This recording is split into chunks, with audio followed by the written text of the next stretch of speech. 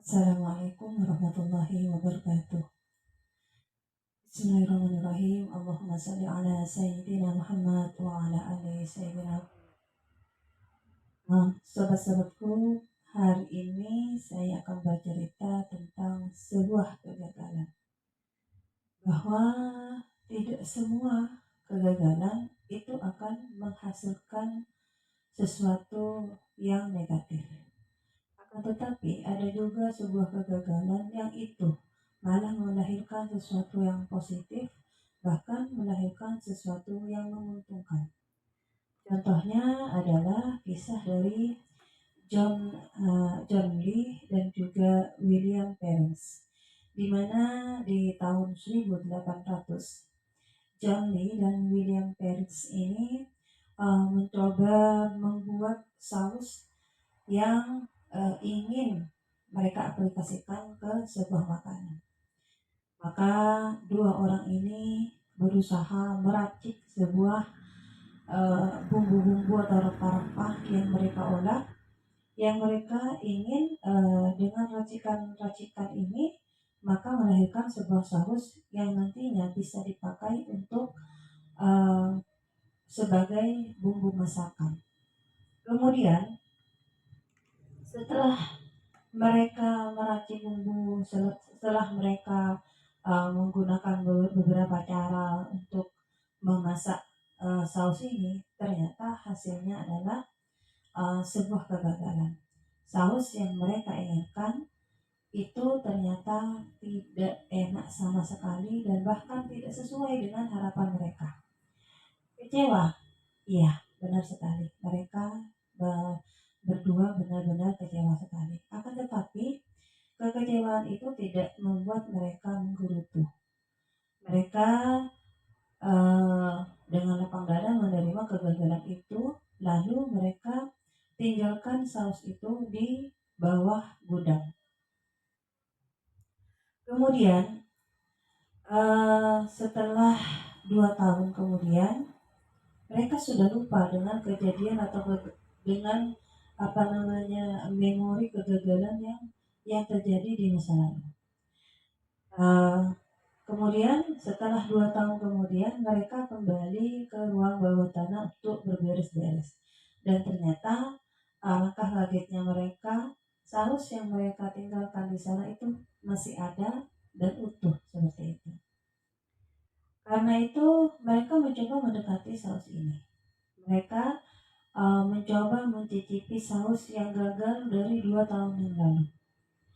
Akhirnya setelah dicoba, ternyata saus ini menghasilkan saus yang sangat enak sekali, dan ini sangat cocok untuk dijadikan bumbu penyedap dalam sebuah masakan. Dan saus itu pun kemudian sekarang terkenal menjadi saus Lee Perens, di mana saus ini sering digunakan sebagai bumbu masakan dari masakan-masakan western. Dan keuntungan dari penjualan saus Lee Perens ini tak disangka ini membuat mereka berdua menjadi orang yang sukses. Begitu pula dengan kisah dari Lee Kim Sung.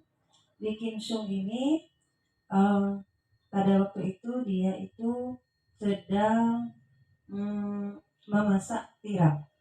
Nah, dia itu mempunyai sebuah warung, di mana warungnya ini pada waktu itu banyak sekali pelanggan yang datang. Di saat dia memasak tiram ini, karena pelanggannya begitu banyak, dia lupa dengan tiram yang sudah dimasaknya di dapur. Kemudian setelah para pelanggannya sudah selesai semua, sudah melayani para pelayannya itu, kemudian di Kim Sung ini kembali ke dapur dan dia itu merasa kaget karena melihat tiram yang dia masak itu sudah menjadi sesuatu yang sepertinya gosong. Akhirnya dimatikanlah kompor dari di dapur itu, kemudian Lee Kim Sung itu awalnya merasa ini adalah sesuatu yang gagal, sesuatu yang tidak dia inginkan. Saus tiram yang dia ingin masak ternyata berubah menjadi gosong karena pada waktu itu di pancinya itu airnya itu sudah berubah menjadi berwarna hitam dan juga kental. Akan tetapi uh, Lee Kim Sung ini tidak begitu saja menyerah, tidak begitu saja menggerutu, tidak begitu saja ngoceh-ngoceh, tetapi dia coba mendekati apa yang dimasaknya. Kemudian dia mencoba untuk mencicipi masakan yang dia kira itu sudah gosong. Dan ternyata perubahan dari tiram yang dia masak itu menjadi sesuatu yang sangat enak sekali.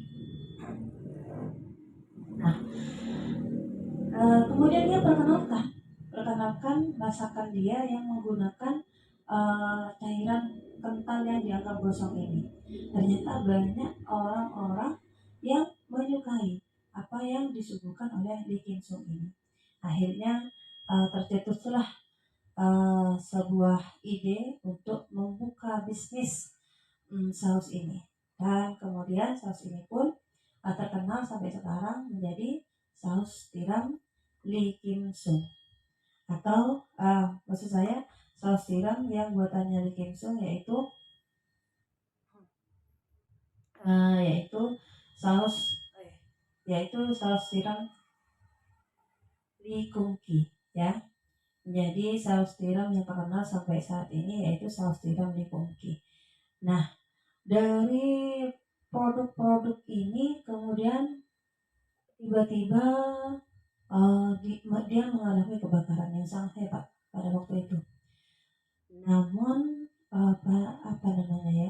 peristiwa kebakaran ini yang menyebabkan kerugian besar bagi dirinya itu tidak membuat dia patah arah, tetapi dia mencoba untuk bangkit lagi dengan berpindah tempat.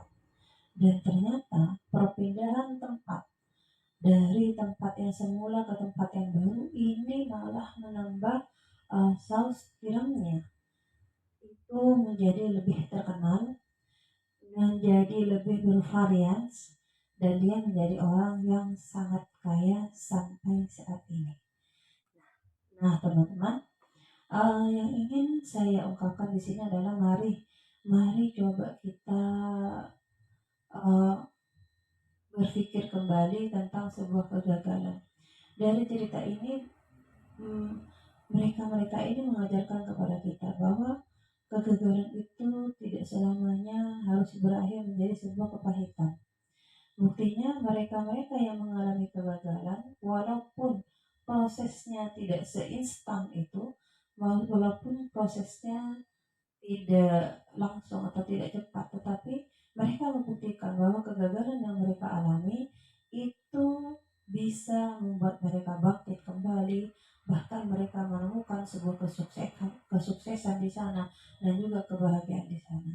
Jadi saya mengajak kepada diri saya sendiri terutama dan juga kepada semuanya, ketika kita sudah berhadapan dengan sesuatu kegagalan, jangan pernah berpikir itu adalah akhir dari segalanya. Jangan pernah berpikir bahwa itu adalah saatnya kita menyerah. Tetapi mari kita lihat kegagalan itu sebagai langkah awal Tuhan mempunyai rencana yang terbaik untuk kita, tapi Tuhan masih menundanya.